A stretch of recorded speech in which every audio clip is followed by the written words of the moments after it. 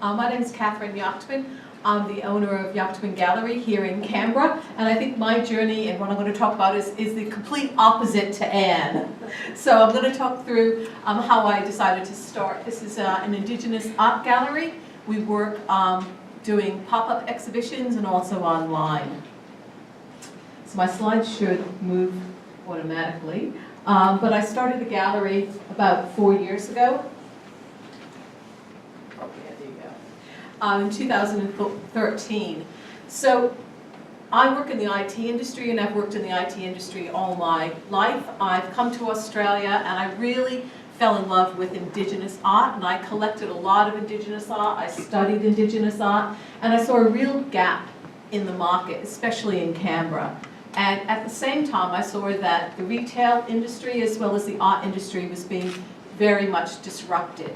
And I thought, well, why don't I do something different, right? And why don't I look at ways in which to do things?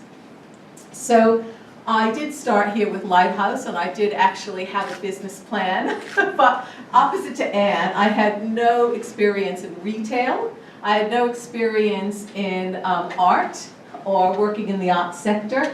But I thought I really had such a passion for the art, and I really wanted a new challenge. And I also wanted something that I personally could do, right, and promote the artists, and promote Indigenous art, not only in Canberra, but globally as well. So I should mention these photos are from Balgo Hills in Western Australia, the Great Sandy Desert. So I had a lot to learn. So I spoke to a lot of people, I received a lot of advice. A lot of it didn't, at the time, didn't make sense to me because I really was just on a different journey, right? And so I looked at this and I thought, well, really, how do I start, right? Where do I begin?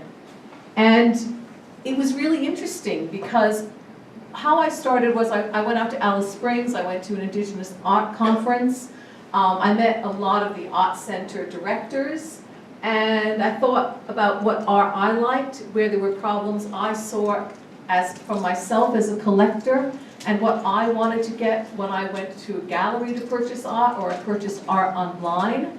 And so it was really interesting because I really didn't know where to begin, right? So I phoned up Warloo Art Centre, which is one of the largest in Australia, just in Yuendamu, which is very large.